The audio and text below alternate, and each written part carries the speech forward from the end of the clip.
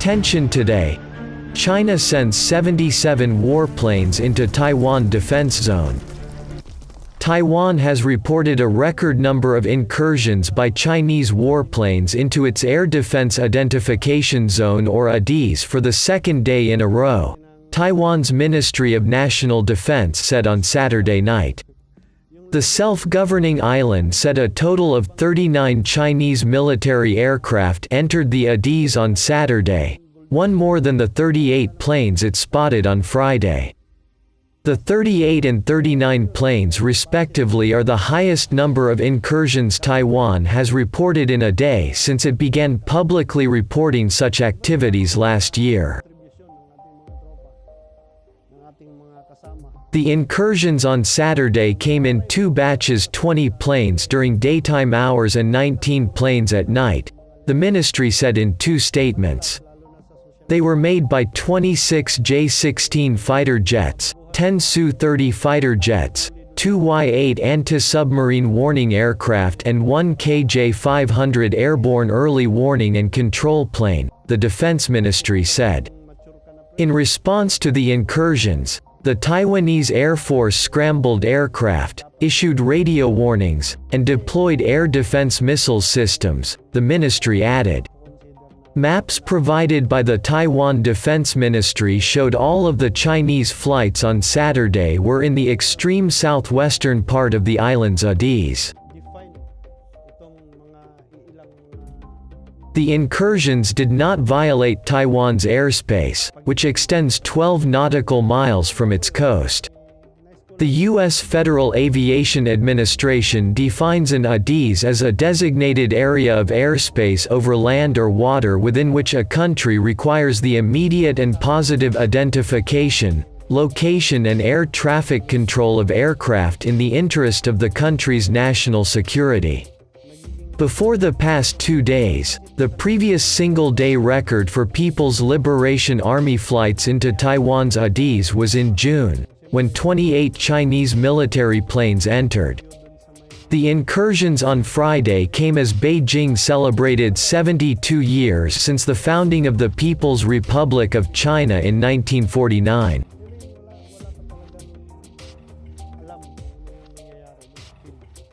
Taiwan and mainland China have been governed separately since the end of a civil war more than 7 decades ago, in which the defeated nationalists fled to Taipei. However, Beijing views Taiwan as an inseparable part of its territory even though the Chinese Communist Party has never governed the democratic island of about 24 million people. Chinese President Xi Jinping has refused to rule out military force to capture Taiwan if necessary. In the past, analysts have said the PLA's flights likely serve several purposes for China, both demonstrating the strength of the PLA to a domestic audience and giving the Chinese military intelligence and skills it would need in any potential conflict involving Taiwan.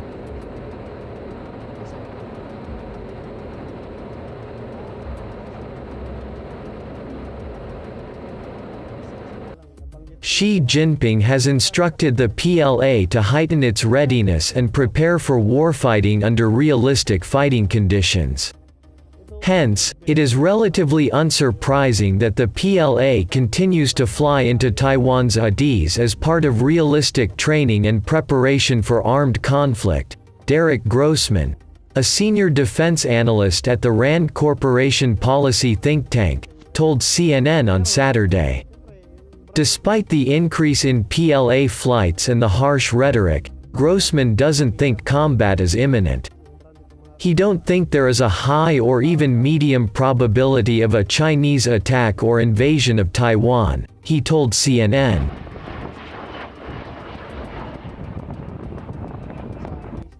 The PLA still has many vulnerabilities, especially when faced with the near-certain intervention of the United States with possibly probably Japanese and Australian support, he added. China understands the severe downsides of a failed attack or invasion of Taiwan and will probably continue to bide its time. But any intended message from Beijing may not be about the main island of Taiwan, other analysts say.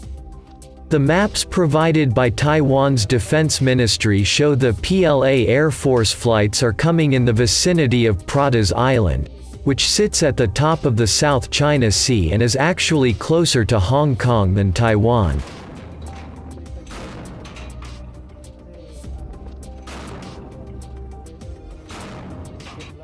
This island has no permanent residents but is home to a small Taiwanese military contingent and has an airstrip. Analysts note it is flat and would be difficult to defend.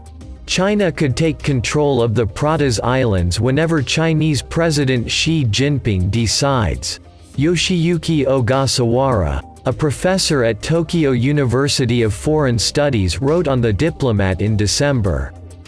The islands are a potential flashpoint that now need to come to the attention of the US, Japan and other democratic countries, Ogasawara wrote.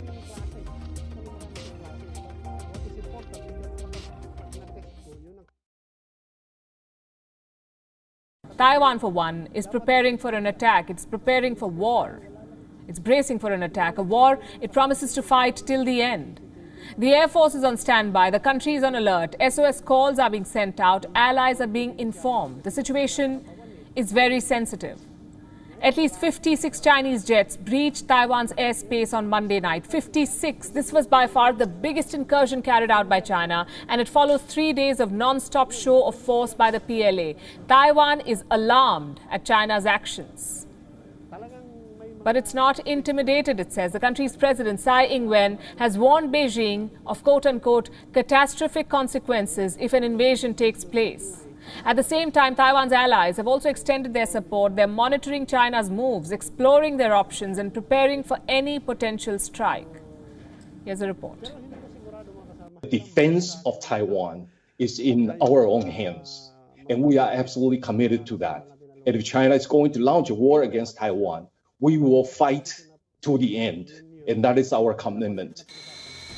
This warning was issued on Monday night, shortly after 56 Chinese jets breached Taiwan's airspace. It was the largest show of force on record. A wave of 52 planes, followed by 4 more, flew into Taiwan's air defense identification zone.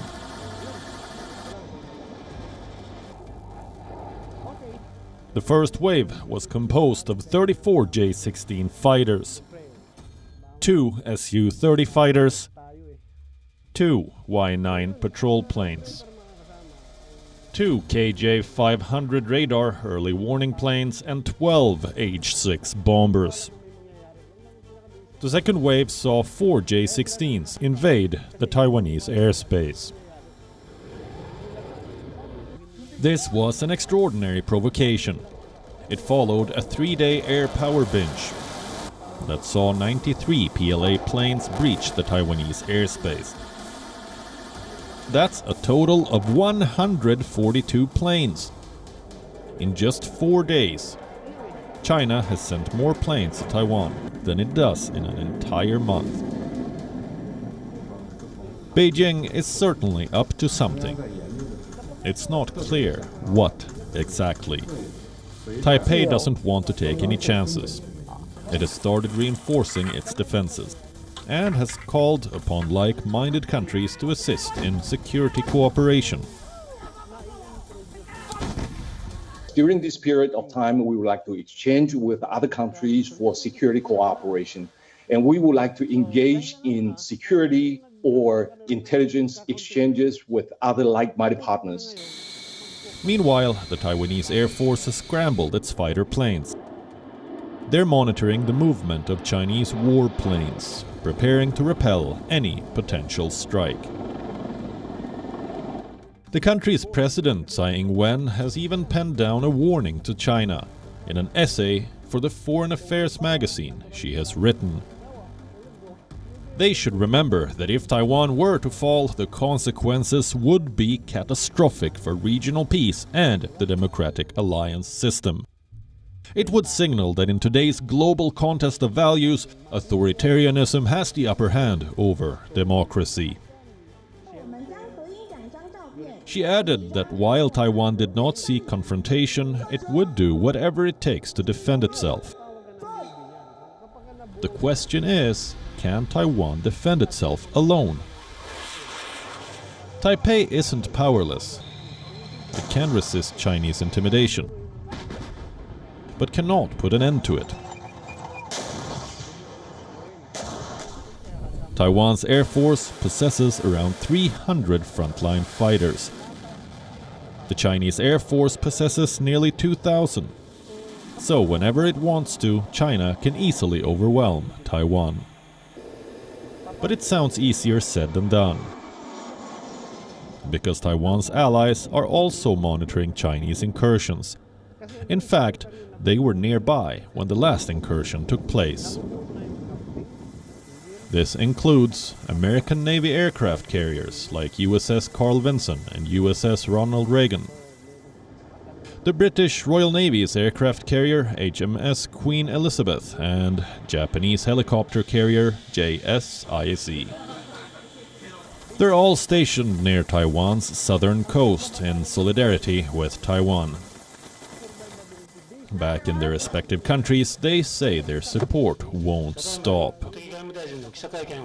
We urge Beijing to cease its military, diplomatic, and economic pressure and coercion against Taiwan, and we have an abiding interest in peace and stability across the Taiwan Strait. That's why we will continue to assist Taiwan in maintaining a sufficient self-defense capability. We will continue to keep a close watch on all related developments. At the same time, instead of simply monitoring the situation, we hope to weigh the various scenarios that may arise, to consider what options we have and the preparations that we must make. For all their promises, it's unclear how far Taiwan's allies are willing to go. Would they fight back if and when China attacks Taiwan? Only time will tell. Bureau Report, WION, World is One.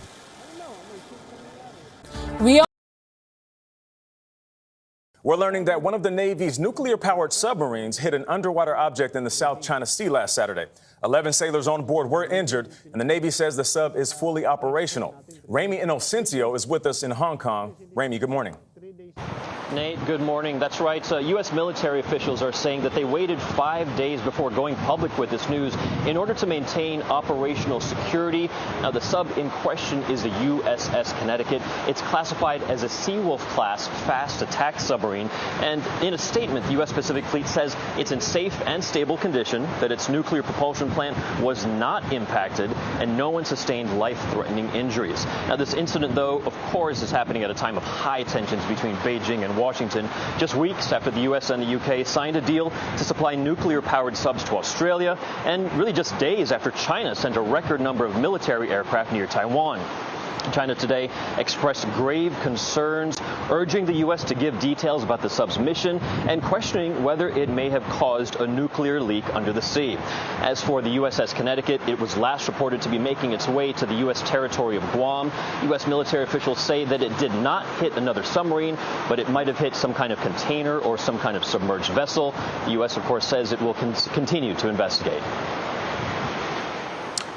Ramy Inocencio for us in Hong Kong. Ramy, thank you very much.